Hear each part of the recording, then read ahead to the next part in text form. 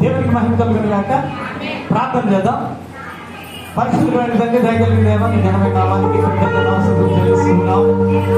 10 నిమిషాలు సన్నిధిలో మీరు ఇచ్చిన అవకాశాన్ని బట్టి వందనాలు నాయనా. నీ నామములో ఈ కార్యక్రమాన్ని జరిగించుకుని నీ నామానికి మీరే ఘనత మరియు ప్రభావం ఆరోపించుకోమని రక్షకుడు ప్రభుయేసు దయగలిగిన నామంలో ప్రార్థించి పెట్టుకుంటున్నాము తండ్రి. ఆమేన్.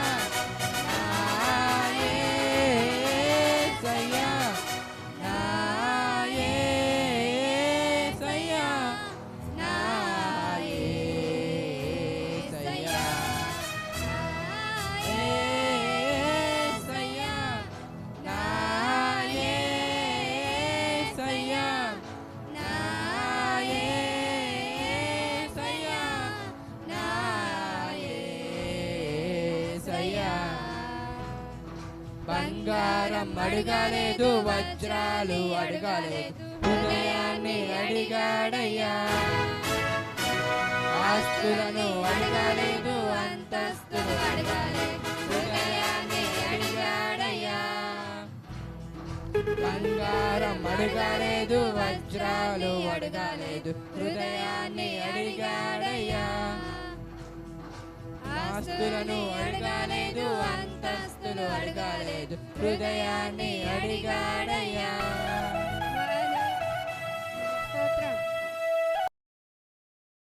తగినది క్రీస్తు నామము, యేసు నామము జయం జయము, సాతాను శక్తులు లయం లయము. యేసు నామము జయం జయము, సాతాను శక్తులు లయం లయము. హల్లెలూయా హోసన్నా హల్లెలూయా, హల్లెలూయా ఆమేన్. హల్లెలూయా హోసన్నా హల్లెలూయా, హల్లెలూయా ఆమేన్. అన్ని నామముల కన్నా పై నామము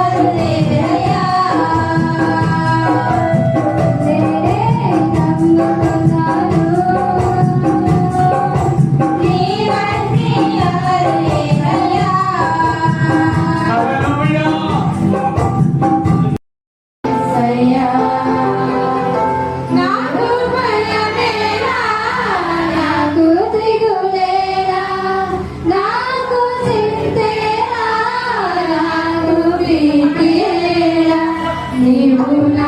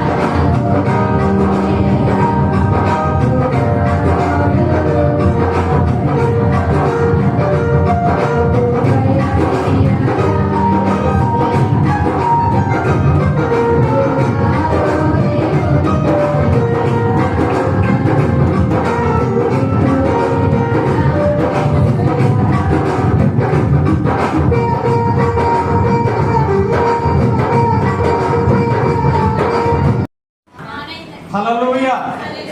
అందరికి వందనాలండి. ఎంతవరకు దాయిజలు మనకి వాక్యాన్ని అందించారు. మరి కొద్ది నిమిషాలు మరి వాక్యం వినడానికి సిద్ధపడదాం. కొద్ది నిమిషాలు పిల్లల మందిరం యొక్క ప్రాముఖ్యత, ప్రాధాన్యత, దాని వల్ల మన యొక్క బాధ్యత, ఇటు విషయాలు మనం ఆలోచన చేద్దాం. ఎందుకనంటే పిల్లల పరిశుద్ధ గ్రంథంలో మందిరపు లోపల, మందిరపు వెలుపల అని రెండు పద్ధతులు ఉన్నాయి. ఒకసారి మనం మందిరపు వెలుపల అనే విషయాన్ని చూసుకుంటూ ముందుకు వెళ్దామండి. ప్రకటన గ్రంథం 11వ అధ్యాయము మొదటి 2 వచనాలు చదివినట్లయితే, మరియు ఒకడు చేతికర్ర వంటి కొలకర్ర నటించి నీవు లేచి దేవుని ఆలయమును బలిపీఠమును కొట్టవేసి ఆలయములో పూజించే వారిని లెక్క పెట్టుము. హల్లెలూయా. ఇది ఆలయపు లోపల పద్ధతి. ఓకేనా?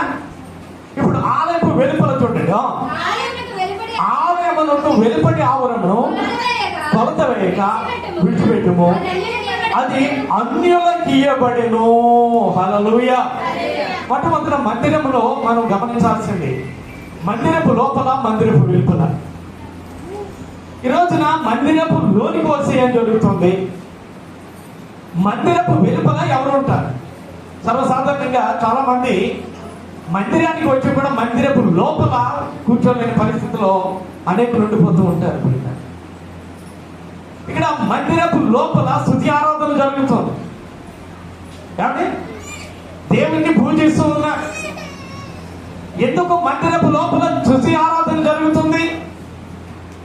ఎందుకు మందిరపు లోపల ప్రియులారా దేవునికి పూజ జరుగుతుంది అని అంటే, మందిరంలోనికి వచ్చిన వారిని దేవుడు దీవిస్తాడు. హల్లెలూయా. ఎందుకంటే మందిరం అనబడినది ప్రియులారా దేవుడు నివసించే స్థలము, లేదా దేవుడు ఏర్పాటు చేసుకున్న పరిశుద్ధ స్థలము. నిర్గమకాండంలో ఒక మాటను గమనిద్దాం. 25వ అధ్యాయం 8వ వచనంలో, నా కొరకు ఒక పరిశుద్ధ స్థలాన్ని మీరు ఏర్పరచమని దేవుడు చెప్పాడు. నాకు పరిశుద్ధ స్థలమును నిర్మింపవలెను. హల్లెలూయా. పాత నిబంధన కాలంలో దేవుడు నాకు ఒక పరిశుద్ధమైన స్థలం ఉండాలి, నేను నివాసం ఉండాలంటే నేను పరిశుద్ధుడు కనుక, పరిశుద్ధుడని నేను పరిశుద్ధ స్థలంలో ఉండాలి కనుక నాకు ఒక పరిశుద్ధ స్థలాన్ని మీరు నిర్మించండి అని చెప్పాడు. కాబట్టి దేవుని మందిరము మొట్టమొదట పరిశుద్ధ స్థలము. అందుకనే పౌలు మహాశయుడు పత్రికలు రాసినప్పుడు పరిశుద్ధులుగా ఉండుటకు పిలువబడిన వారందరికీ అని చెప్పి మాట్లాడాడు. అంటే ఎవరైతే దేవుని మందిరంలోనికి తీసుకురాబడతారో వారు పరిశుద్ధులుగా మార్చబడి, పరిశుద్ధులుగా తీర్చబడి, పరిశుద్ధులుగా ఉండడానికి సిద్ధపడిన వారు అన్నమాట. కాబట్టి ప్రియులారా లోపల దేవుడు మనల్ని పరిశుద్ధులుగా ఎంచి పరిశుద్ధ రాజ్యానికి దేవుడు మనల్ని వారసులుగా చేయడానికి ఏర్పాటు చేసుకున్న స్థలము కనుక లోపలి యొక్క స్థలము, లోపలి ఆవరణము, లోపలి యొక్క స్థలం ప్రియులారా దేవుని ఆరాధించే స్థలము. కాబట్టి దేవుని యొక్క మందిరం ప్రియులారా. ఇప్పుడు మనం దేవుని మందిరంలో కనుక మనం ఉన్నట్లయితే మనకి ఏమేమి జరుగుతుంది అనే విషయాన్ని మనం గమనిస్తే, కీర్తన 65:4లో మేలు అంటున్నాడు దేవుడు. మేలు కలుగుతుందంటండి. ఒకసారి చదవంటారా? కీర్తన 65:4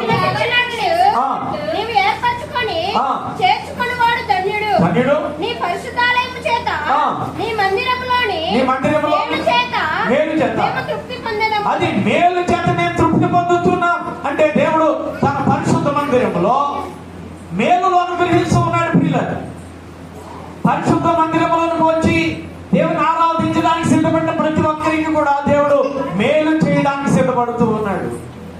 మేలు చేత నీవు మమ్మల్ని తృప్తిపరుస్తూ ఉన్నావు అని చెప్పి చెబుతూ ఉన్నాడు. 36వ కీర్తన 8వ వచనంలో చూడండి, అట్లా సంతృప్తి దొరుకుతుంది అంటున్నాడు భక్తుడు. నీ మందిరం యొక్క సమృద్ధి వలన మేము సంతృప్తి నందుచున్నాము అన్నట్టుగా చెప్తున్నాడు పిల్లలు. అంటే దేవుని మందిరంలోకి వచ్చిన వారికి దేవుడు సమృద్ధిని ఇస్తున్నాడు, సంతృప్తిని ఇస్తున్నాడు పిల్లల. లోకంలోనికి దేవుని మందిరంలో ఉన్న వ్యత్యాసం ఏంటంటే, మనము లోకంలో మన మనసు వికలమైపోయి అనేక రకాలైన ఇబ్బందికరంగా ఉన్న మనము దేవుని మందిరంలో కాసేపు గడిపితే ప్రశాంతత దొరుకుతుంది పిల్లగా. అందుకనే దావీదు మహాశయుడు ఒక మాట చెప్పాడు, మనందరికీ తెలుసు, చిరకాలము నీ మందిరములో నేను నివాసము చేయబోదు అంటున్నాడు పిల్లగా. అంటే ప్రశాంతతనిచ్చే స్థలం కనుక, కాబట్టి దేవుని మందిరంలో సమృద్ధిని సంతృప్తిని ఇస్తాడు కనుక, మనసుకు శాంతిని ఇస్తాడు కనుక ప్రియులారా, మందిరములో నేను నివాసం ఉండాలనుకుంటున్నాను. మందిరపు వెలుపలు కాదండి, మందిరములో. అది గమనించాలి. దేవుని ప్రేమించిన ప్రతి వాడు కూడా లోపల ఉండడానికి సిద్ధపడాలి పిల్లలు. కాబట్టి సినిమా థియేటర్కి వెళ్ళి నేను బయట ఉండి వింటానులే అని వాడు ఎవడన్నా ఉంటాడా? ఏమా, నేను లోపలికి వెళ్ళిపోవాలి. జనం ఫుల్ అయిపోయారండి, కుదరదండి అన్న. అవసరమైతే మేము నిలబడన్నా చూస్తాం, మాకు మామూలుగా ఉన్న చైర్లు లేకపోయినా పర్వాలా, మీరు అరేంజ్ చేస్తే వేరే చైర్లో ఉన్న కూర్చుంటాం అని తాపత్రయముతో ఎంత ఆరాటంతో వెళ్ళిపోతూ ఉంటారండి. ఈ మధ్యకాలం చూస్తూ ఉంటే మరి చాలా మంది క్రైస్తవ పిల్లలు కూడా వెళ్తున్నారని వింటూ ఉంటాను నేను. నాకు తెలిసి మన ఇసాక్ గారు తెలుసు కదండి, ఇది వరకు మనకు పరిచయం చేసి లోకయాత్ర ముగించిన ఇసాక్ గారు, ఆయన ప్రతి సినిమాకి వెళ్ళిపోతూ ఉండేవాడు పిల్లలు. కాబట్టి అయ్యగారు ఏంటండి అంటే ఏదోనండి వెళ్ళాలనిపించింది అని అక్కడ. ప్రియులారా, దేవుని మందిరంలోనికి వచ్చిన వాడికి వాడి ప్రవర్తన మనందరికీ తెలుసు. ప్రసక్తి గ్రంథంలో దేవుని మందిరంలో ఉన్నప్పుడు నీ ప్రవర్తన జాగ్రత్తగా చూసుకోము అని అంటాడు. జాగ్రత్తగా చూసుకో. బుద్ధిహీనులు అర్పించినట్లుగా బలులు అర్పించడం కంటే సమీపించి ఆలకించడం మేలు అంటున్నాడు ప్రియులారా. దేవుని మందిరంలో దేవుని యొక్క వాక్య ఆహారం దొరుకుతుందండి. వాక్యం ద్వారానే మన స్థితి ఏంటో బయటపడుతుంది ప్రియులారా. మనం ఏ స్థితిలో ఉన్నా, పాపంలో ఉన్నామా, లోకంలో ఉన్నామా, దేవునితో ఉన్నామా అనేది కేవలం వాక్యం మాత్రమే బయటపరుస్తుంది. వాక్యం వినని వాడికి వాడు లోపంలో ఉన్నాడు, దేవులో ఉన్నాడు, వాడికి వ్యత్యాసం తెలియదండి. వాడికి వ్యత్యాసం తెలియదు. ఎవడైతే దేవుని వాక్యం వింటున్నాడో వాడికే వ్యత్యాసాన్ని గమనించగలిగే అవకాశం ఉంటుంది ప్రియులారా. కాబట్టి దేవుని మందిరంలో ప్రవర్తనను మనం సరిదిద్దుకోవడానికి, దేవుని జ్ఞానయుక్తంగా వివేకంగా ఆరాధించడానికి మనం సిద్ధపడితే ఆ దేవాది దేవుడు మనకి సమృద్ధిని సంతృప్తిని ఇస్తాడు. ఇంకా 92వ కీర్తన 13వ వచనంలో మనం వర్ధిల్లుతూ ఉంటామని కూడా చెప్తున్నాడు అక్కడ.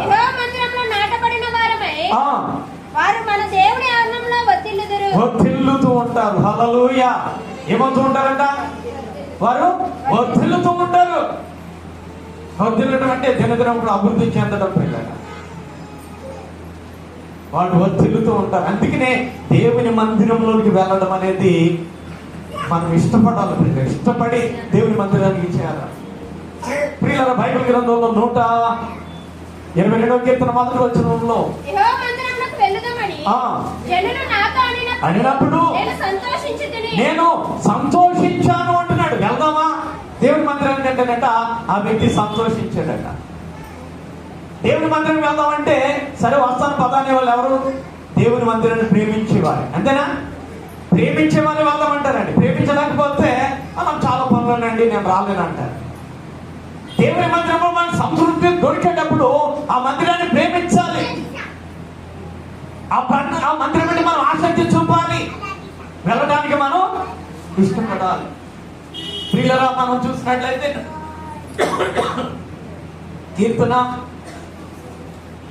42:4 వచనంలో, కీర్తన 42:4 అమ్మా, జన సమూహంతో పనులు చేయించున్న సమూహంతో నేను వెళ్ళిన సంగతి సంతోషము కలిగి నేను దేవుని మందిరానికి వారు నడిపించిన సంగతి జ్ఞాపకం చేసుకున్నప్పుడు నా ప్రాణము నాలో కరిగిపోతున్నది. పిల్లరా, ఇక్కడ చెబుతున్న మాట ఏమిటంటే అనేకులు నడిపించిన సంగతిని జ్ఞాపకం చేసుకున్నాడు.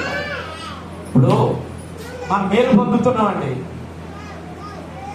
ఆ మేలు పొందుతున్న విషయాన్ని ఇతరులకు చెప్పి నేను దేవుని మందిరానికి వెళ్ళడం వల్ల ఎలా ప్రశాంతంగా ఉన్నాను, నెమ్మదిగా ఉన్నాను, మేలు పొందుతున్నాను, లోపల ఎవరికి నెమ్మది ఉండదు.